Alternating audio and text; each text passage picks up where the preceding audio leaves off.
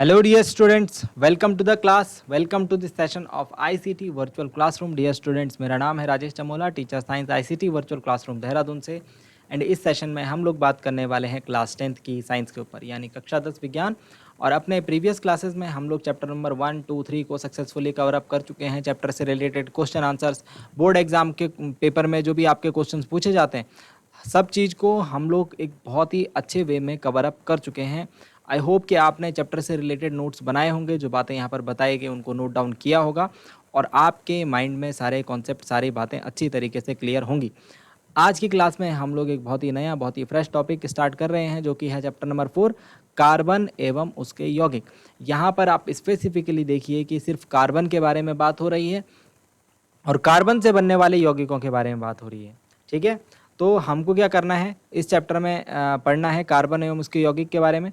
तो आप लोग जो है अपना ध्यान बना कर रखिए अपनी अपनी स्क्रीन की तरफ, और हम चलते हैं स्मार्ट बोर्ड की स्क्रीन पर। तो चलिए dear students, one by one चर्चा करते हैं।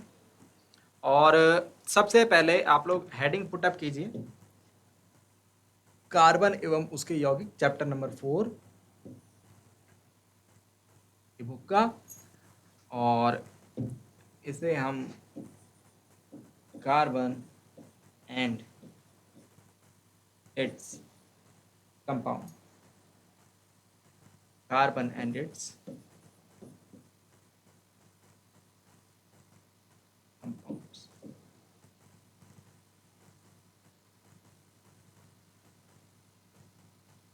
ठीक हो गया। चलिए, सबसे पहले तो बात करते हैं कार्बन ही क्यों। कार्बन ही क्यों, हमारे पास आवर्त सारणी में इतने सारे तत्व हैं, 100 से भी अधिक तत्व ज्ञात है, लेकिन सिर्फ कार्बन के बारे में ही पूरा एक चैप्टर में हम बात क्यों करें। क्या बात है कार्बन में ऐसी कि हम लोग चैप्टर में सिर्फ कार्बन और उसके यौगिक के बारे में बात कर रहे हैं। कुछ तो खासियत होगी जो हम सिर्फ कार्बन की बात कर रहे हैं। तो चलिए इसका पता लगाने की कोशिश करते हैं। हमने ये देखा है कि जो हमारे जो ब्रह्मांड है, जो हमारा विश्व है, इसमें सजीवों में हम ये कहते हैं कि अधिकतर जो सजीवों में कार्बन जो पदार्थ है, कार्बन जो तत्व है, उसकी काफ़ी ज़्यादा मौजूदगी होती है।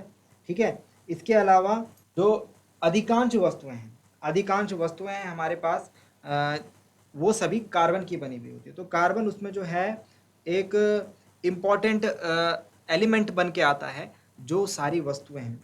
इसके अलावा भोजन, कपड़े, दवा, पुस्तक आदि अनेक वस्तुएं, ये कार्बन पर आधारित इनके संरचना होती है। ठीक है, और हमारी जो अर्थ है, हमारी जो पृथ्वी है, और इसके अलावा हमारा जो वायुमंडल है, उसमें कार्बन जो है बहुत कम मात्रा में उपस्थित है, उसमें भी उपस्थित है। ठीक है ना, जैसे हमारे अर्थ में हम देखेंगे कि जो एक मेन चीज़ हमने देखी होगी, कोयला, कोयले के अंदर क्या होता है, कार्बन होता है। ठीक है, इसके अलावा पेट्रोलियम से हम बात कर लें, पेट्रोलियम में क्या होता है, कार्बन मौजूद होता है। ठीक है, इसके अलावा हम बात करें कि जो हमारे कार्बोनेट्स होते हैं, कार्बोनेट, ठीक है, हमारे पृथ्वी पर मौजूदगी की बात कर रहे हैं हम कार्बन की, यहाँ पर कार्बन मौजूद होता है। ठीक है ना, और हम खनिज के रूप में देखते हैं कार्बन को, खनिज यानी मिनरल्स के रूप में। ठीक है, पृथ्वी पर खनिज जो उपस्थित होते हैं, हमने पिछले ही चैप्टर में पढ़े हैं खनिज, वहाँ पर भी कार्बन की हमको प्रेजेंस देखने को मिलती है। हालांकि ये कम मात्रा में है, इससे ज़्यादा ये किस में मौजूद होता है, सजीवों में मौजूद होता है। सजीव बोले तो हम हो गए, है ना, एनिमल्स हो गए, जानवर हो गए, इसके अलावा पेड़ पौधे हो गए, है ना, ट्रीज हो गए, प्लांट्स हो गए, ह्यूमन बींग्स हो गए, ये सभी जो हैं इनमें कार्बन की जो है प्रेजेंस होती है, कार्बन की संरचना होती है इसमें। ठीक है, इसके अलावा हम ये बात करें कि जो पृथ्वी है, पृथ्वी की जो लेयर है जिसको हम भूपर्पटी कहते हैं, तो भूपर्पटी के ऊपर मतलब इतना ज़्यादा कार्बन विद्यमान है भूपर्पटी। ठीक है, भूपर्पटी की बात करें, अर्थ की जो सबसे ऊपर वाली लेयर होती है, ठीक है, इसे हम कहते हैं अर्थ क्रस्ट, अर्थ की क्रस्ट। तो पृथ्वी की जो जो भूपर्पटी की हम बात करते हैं, वहाँ पर अगर देखा जाए तो कार्बन की जो मौजूदगी है, कार्बन की जो मात्रा है, वो सिर्फ 0.02% है। ये सोचिए आप, 0.02% कार्बन इसमें मौजूद रहता है। ठीक है, बाकी का जो कार्बन है हमारे वायुमंडल में भी उपस्थित होता है, हमारे जो एटमॉस्फेयर है उसमें भी उपस्थित होता है। उसमें कौन से रूप में उपस्थित होता है? उसमें अगर हम देखें तो उसमें जो कार्बन है वो कार्बन डाइऑक्साइड गैस के रूप में प्रेजेंट होता है। और कार्बन डाइऑक्साइड गैस की अगर हम ये देखें कि कितनी प्रतिशतता है, तो 0.03% की जो प्रेजेंस है वो कार्बन की कार्बन डाइऑक्साइड गैस में है। तो हम देख रहे हैं कि प्रकृति में हमारे आसपास बहुत कम मात्रा में कार्बन उपस्थित है। देखो 0.03%, 0.02%, लेकिन इसके बावजूद भी हम इस चैप्टर में कार्बन के ऊपर चर्चा कर रहे हैं। इसका कारण ये है क्योंकि कार्बन जो है ये सजीवों में आपको देखने को कार्बन मिलेगा बहुत ज़्यादा, ठीक है ना। तो हमको इस चैप्टर में कार्बन से रिलेटेड डिस्कशन करना है और क्या क्या इंपॉर्टेंट बातें हो सकती हैं कार्बन से रिलेटेड जो कि हमको चैप्टर में पढ़नी है, और क्यों हम लोग कार्बन के बारे में बात कर रहे हैं, जबकि हमने देखा कि 0.02% और 0.03% ही ये भूपर्पटी और वायुमंडल में इसकी उपस्थिति है, मतलब 1% भी नहीं है दोनों को मिला करके। चलिए, सबसे पहले हम बात कर रहे हैं कि कार्बन में जो आबंधन होता है, कार्बन जो बंध बनाता है, हमने ये बात करी है अपनी प्रीवियस क्लासेस में कि एक जो कोई तत्व होता है वो उसका परमाणु क्या होता है, एक खुद को संतुलित करने के लिए दूसरे तत्वों के साथ बॉन्डिंग करता है, बंध बनाने की क्षमता रखता है। और ये बंध अलग अलग प्रकार के हो सकते हैं। अपनी प्रीवियस क्लास में हमने आयनिक बंध को पढ़ा है ना। आयनिक बंध, आयनिक बंध के फलस्वरूप कौन से यौगिक बनते हैं? आयनिक यौगिक। कैसे कैसे? धातु और अधातु के बीच ये बनने वाला बंध है, ठीक है। अब यहाँ पर जो कार्बन है, जो कार्बन है जिसमें हम लोग पढ़ने की बात, एक नया बंध पढ़ेंगे हम यहाँ पर। आयनिक बॉन्ड तो हमने पिछली क्लास में देखा था। यहाँ पर जो नया बॉन्ड कार्बन बनाता है वो है सह संयोजी आबंध। सह संयोजी आबंध यहाँ पर हमको देखने को मिलेगा। और सह संयोजी आबंध में, सह संयोजी आबंध को पहले तो हम लोग इंग्लिश में क्या बोलते हैं इसको नोट डाउन कर लीजिए। कई बार आपको ये इस वर्ड में देखने को मिलेगा और इस वर्ड में आपको ज़्यादा समझ में आएगा। इसका नाम होता है कोवैलेंट बॉन्ड। कोवैलेंट बॉन्ड, ठीक है। तो कोवैलेंट बॉन्ड के फॉर्म में हमको कार्बन देखने को मिलता है। कार्बन जो है, जो उसका बॉन्डिंग का नेचर है वो कैसा कैसा बॉन्ड बनाता है? कोवैलेंट बॉन्ड बनाता है। हमने पीछे आयनिक यौगिकों के बारे में बात करी है, आयनिक कंपाउंड्स के बारे में बात करी। हमने क्या बोला? इनके गलनांक उच्च होते हैं, क्वथनांक उच्च होते हैं, ठीक है। ये विद्युत का चालन करते हैं, ठीक है। और ये सभी किस बात की बात करी हमने? ये उनके बीच बनने वाले आयनिक बंध के आधार पर हमने उनमें बात करी थी। तो मतलब कि जब किसी यौगिक के गुणों की बात करनी है, जब उससे संबंधित गलनांक, क्वथनांक और विद्युत चालन की बात करनी है, तो वहां पर हमको सबसे पहले ये देखना है कि उसमें आबंध कौन सा है। आबंध जो है बहुत हद तक इन गुणों को इफेक्ट करता है, यानी प्रभावित करता है, ठीक है। तो सबसे पहले हम समझेंगे कार्बन में बनने वाला सहसंयोजी आबंध किस प्रकार का होता है। तो कार्बन की अगर बात करें तो कार्बन के अधिकांश यौगिक अच्छे विद्युत के चालक नहीं होते, ठीक है। अधिकांश जो होंगे विद्युत के चालक नहीं होंगे, ठीक है। और हम अगर बात करें तो यहाँ पर हमारे पास एक टेबल है, यहाँ पर आपको एक टेबल दिख रही होगी। इसमें कुछ कार्बन से बनने वाले यौगिक है, CH4 यानी मीथेन, CH3, CH2OH, इन सब में आपको कार्बन देखने को मिल रहा है, ठीक है।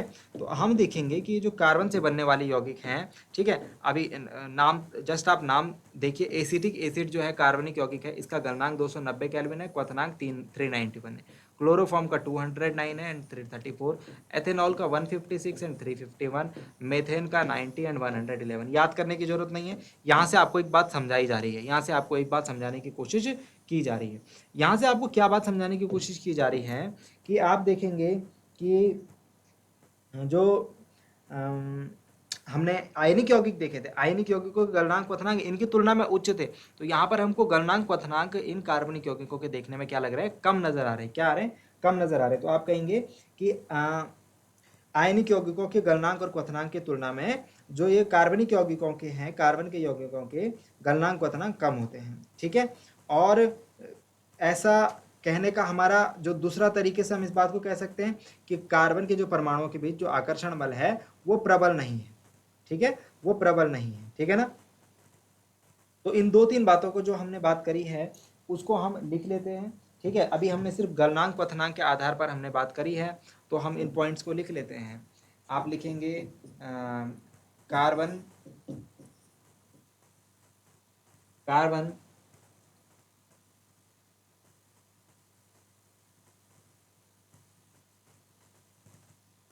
यौगिक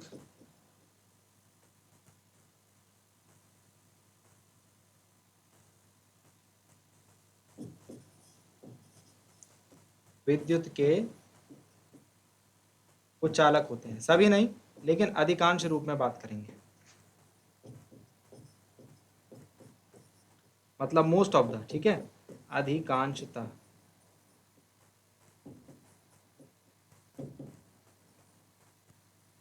ठीक है, अधिकांशतः कार्बनिक यौगिक विद्युत के कुछ चालक होते हैं। ठीक हो गया। नंबर 2 पॉइंट, इनके जो गलनांक क्वथनांक होते हैं, इनके गलनांक क्वथनांक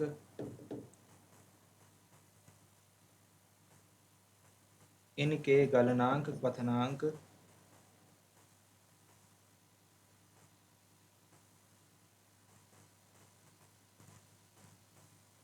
आयनिक यौगिकों की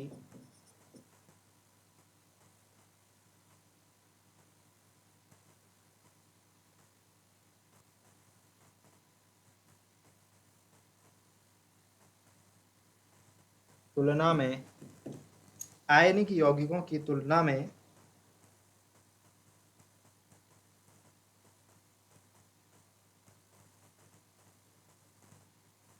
काफी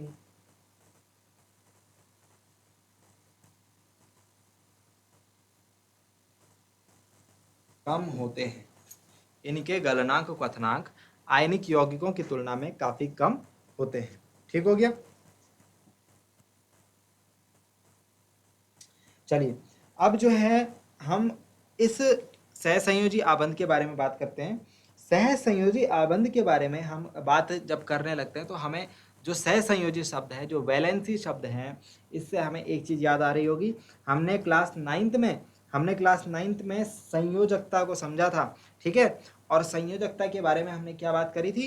संयोजकता के बारे में हमने ये बात करी थी कि जो कोई हमारे पास परमाणु है, किसी तत्व का परमाणु है, उसके बाहरी कोश में जो इलेक्ट्रॉन होते हैं उनको हम संयोजकता इलेक्ट्रॉन संयोजकता कोश कहते हैं। बाहरी कोश को संयोजकता कोश कहते हैं, ठीक है। और वहां पर जो है जो इलेक्ट्रॉन उपस्थित होते हैं उसको संयोजकता इलेक्ट्रॉन कहते हैं। और बाहरी कोश को पूर्ण करने के लिए जितने इलेक्ट्रॉन की आवश्यकता होती है, या तो वो उन इलेक्ट्रॉन को ले सकते हैं या तो इलेक्ट्रॉन वहां से जा सकते हैं। तो जितने संख्या में ये इलेक्ट्रॉन होते हैं उसे हम उस तत्व की संयोजकता कहते हैं, ठीक है ना। तो संयोजकता के बारे में हम 1-2 पॉइंट लिखेंगे और फिर उसके बाद हम लोग आगे की बातें करेंगे। तो पहले संयोजकता लिख लेते हैं। संयोजकता जो आपने अपने प्रीवियस क्लासेस में पढ़ा होगा, हेडिंग डालिए संयोजकता यानी वैलेंसी। देखिए ये सभी बातें जरूरी हैं चैप्टर को समझने के लिए। तो जो क्लास 9th में आपने पढ़ा होगा वो भी आपको मैं लिखवाने की कोशिश, याद दिलाने की कोशिश कर रहा हूँ, क्योंकि वो ज़रूरी है यहाँ पर चीज़ों को समझने के लिए, ठीक है। तो वैलेंसी लिखिए आप, तत्व के परमाणु के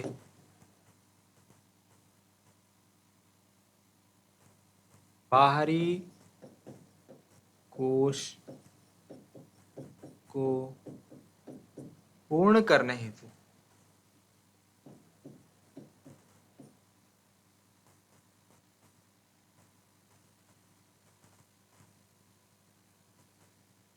आवश्यक इलेक्ट्रॉन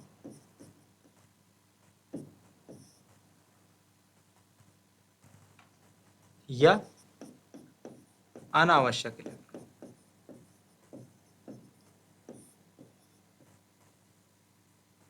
किसी के पास इलेक्ट्रॉन ज्यादा होते हैं, है ना, की संख्या। तो जिस तत्व के पास इलेक्ट्रॉन ज्यादा होंगे उसके अनावश्यक इलेक्ट्रॉन वो उनका त्याग कर देगा, जिसको इलेक्ट्रॉन की आवश्यकता है वो इलेक्ट्रॉन ग्रहण कर लेगा, ठीक है। तो जो उसकी संख्या होगी उसको हम उस तत्व की जो परमाणु है उसकी संयोजकता कहेंगे। ठीक हो गया ना। अब अगर कार्बन के बारे में हम स्पेसिफिकली बात कर रहे हैं, कार्बन, तो कार्बन का प्रतीक क्या होता है भाई? कार्बन का प्रतीक होता है कैपिटल सी। कार्बन का परमाणु क्रमांक बात की जाए तो कार्बन का परमाणु क्रमांक होता है 6, ठीक है। इन बातों को याद रखना है। और परमाणु संख्या भी इतना कह सकते हैं हम, ठीक है। परमाणु क्रमांक या परमाणु संख्या, ठीक हो गया। इसके अलावा कार्बन का परमाणु विन्यास। तो किस तरीके से इलेक्ट्रॉन भरे जाएंगे, आंतरिक कक्षा में 2 आते हैं, उसके बाद बाहर में 8 आते हैं, तो 6 इसके पास टोटल हैं, तो 4 ही आ पाएंगे बाहर वाली क्लास में, ठीक है। 2,4 ठीक हो गया। अगर मैं इसको ड्रॉ करना चाहूँ तो ये हमारे पास कार्बन है, इसको अगर हमें ड्रॉ करना चाहे फिगर के थ्रू, ठीक है,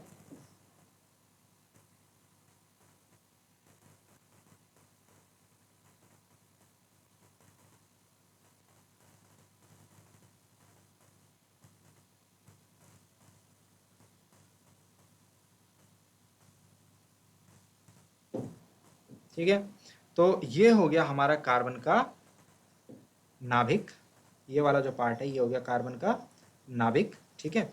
और नाभिक आप जानते हैं धनावेशित होता है, यानी पॉजिटिवली चार्ज होता है, इसके चारों ओर इलेक्ट्रॉन घूम रहे होते हैं। तो सबसे अंदर ही कक्षा में 2 इलेक्ट्रॉन लिखे हुए मैंने, तो एक इलेक्ट्रॉन, सबसे अंदर ही कक्षा में 2 इलेक्ट्रॉन हो गए, ठीक हो गया। अब उसके बाद बाहरी कक्षा में कितने, 4 इलेक्ट्रॉन, ठीक है, बाहरी कक्षा में कितने, 4, तो 1 2 3 एंड 4।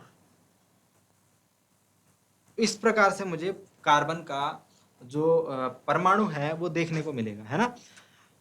अब अगर बात करें तो हम ये देख सकते हैं कि कार्बन के बाह्य कक्षा में जो इलेक्ट्रॉन है, कार्बन के बाह्य कक्षा में इलेक्ट्रॉन जो है वो 4 है,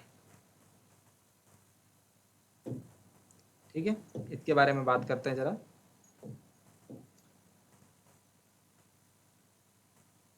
हम लिखेंगे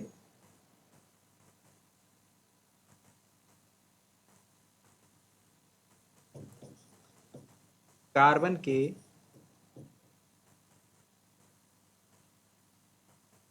बाहरी कोश में 4 इलेक्ट्रॉन होते हैं, ठीक है। उसके बाद 4 इलेक्ट्रॉन होते हैं एंड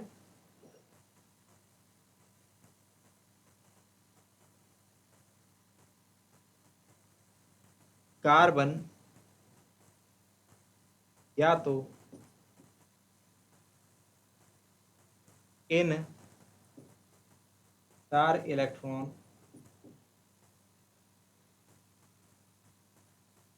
का त्याग कर सकता है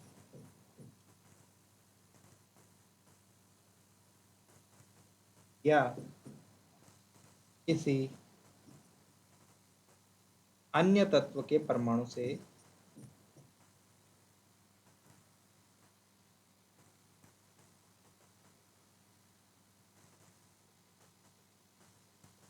इन्हें